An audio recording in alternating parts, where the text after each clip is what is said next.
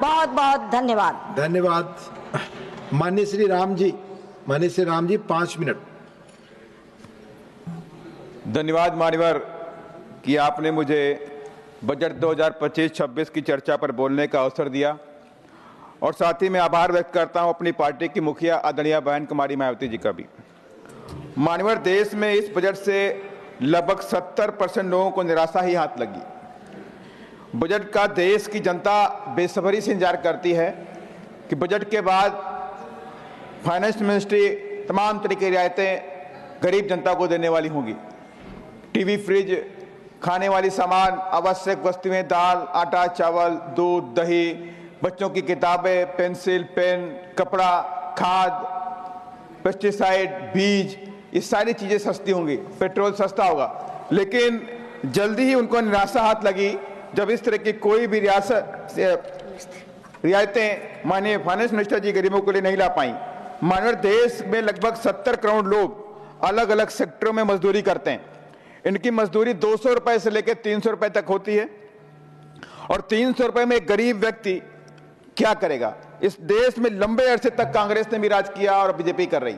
इन लोगों ने कहा हम गरीबी खत्म करेंगे, लेकिन आज तक किसी भी सरकार ने गरीबी खत्म नहीं करी और 300 रुपए आज भी मिलते हैं। 15 साल पहले भी मजदूर को 300 मिल रहे थे और आज भी मजदूर को 300 रुपए मिलते हैं, लेकिन महंगाई आसमान पर जाती है। मान्यवर, 2011 socio economic and caste census के अनुसार 56% गरीब ग्रामीण परिवारों के पास कोई खेती के लिए जमीन उपलब्ध नहीं है। वो लोग सिर्फ खेतिहर मजदूर बन के अपने जीवन यापन करते हैं। मैं माननीय सरकार से कहना चाहूंगा आपके माध्यम से कि सरकार के पास लगभग 40 लाख हेक्टेयर जमीन खेती के वाली खाली पड़ी है। यह जमीन गरीबों और भूमिहीनों को 2-2 एकड़ सरकार अगर देती है तो कम से कम 1 करोड़ परिवार भारत के जो भूमिहीन लोग हैं वो लोग अपने पैरों पर खड़े हो सकते हैं। मैं आपके माध्यम से सरकार से ये मांग करता हूं। साथ ही आपके माध्यम से ये कहना चाहता हूं कि सरकार स्कूलों में जो मिड डे मील होता है उसमें बच्चों को पौष्टिक आहार नहीं मिलता, उस फंड को भी सरकार बढ़ाने का काम करे। साथ ही प्राइवेट स्कूलों में और फीस में, किताबों में प्राइस हाइक हो रहा है, बच्चों की फीस बढ़ाई जा रही है, कोई रेगुलेटरी बॉडी नहीं है। इस पर भी माननीय फाइनेंस मिनिस्टर ध्यान देने की जरूरत है।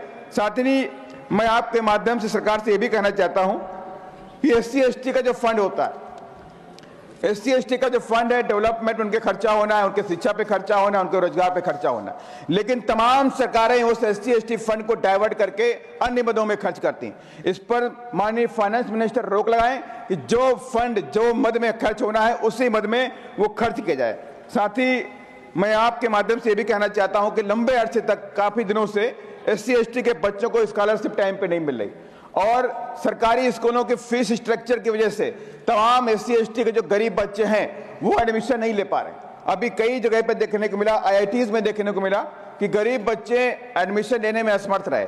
तो मैं आपके माध्यम से सरकार से कहना चाहता हूं कि SC/ST के जो बच्चे, जो गरीब लोग हैं, उनकी फीस को फ्री किया जाए और साथ ही जो उनका स्कॉलरशिप होता है वो भी सरकार टाइम पर उनको देने का काम करे। और इसके साथ ही मैं आपके माध्यम से कहना चाहता हूं कि बाबा साहब डॉक्टर अम्बेडकर ने इस देश के अंदर रोजगार और इस देश को आर्थिक शक्ति के रूप में बनाने के लिए तमाम दस्तावेज लिखे, तमाम तरह के रिसर्च भी दिए और तमाम तरह की किताबें भी लिखी।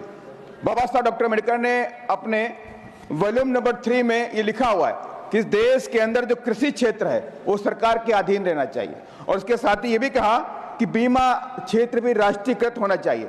अगर आप बीमा को प्राइवेटाइजेशन कर दोगे 100% तो इस देश में बहुत बड़ा जोखिम उठाना पड़ेगा, देश जोखिम की तरफ बढ़ सकता है। इसलिए मैं माननीय फाइनेंस मिनिस्टर से कहूंगा कि इस पर भी पुनर्विचार करें और बाबा साहब की इस बात को भी ध्यान में रखें। और साथ ही सरकारी कर्मचारी लंबे अरसे से मांगते चला रहे हैं कि OPS लागू किया जाए, लेकिन OPS नहीं मिल रहा, उसके लिए NPS लाया गया, फिर UPS लाया गया, लेकिन सभी लोग इसको रिजेक्ट कर रहे हैं। तो मैं माननीय सरकार से आपके माध्यम से कहना चाहता हूं कि OPS को पुनः लागू किया जाए, उस पर कंसीडर किया जाए। साथ ही मैं एक भारत का नागरिक होने के नाते में कहना चाहता हूं कि देश में हजारों करोड़ रुपया अलग अलग प्रदेशों की सरकारें टैक्स का जो पैसा होता है वो प्रचार में खर्च करती है। कहीं टीवी पे खर्चा हो रहा है, कहीं होर्डिंग में खर्चा हो रहा है, कहीं टीवी अखबारों में वो खर्चा किया जा रहा है, टैक्स का पैसा खर्चा किया जा रहा है अपने प्रचार प्रसार के लिए।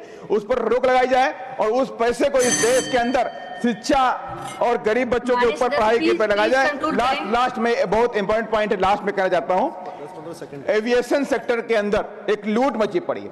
मैं सरकार से कहना चाहता हूं कि एविएशन सेक्टर के अंदर लूट को रोकने के लिए जिस तरह ट्राई के अंदर try regulatory authority of India बनाया गया है, ऐसे एविएशन सेक्टर के अंदर भी एक रेगुलेटरी बॉडी बनाई जाए जो प्राइस हाइक को रोकने का काम करे। धन्यवाद। जय भीम, जय भारत। माननीय सदस्य मिथिलेश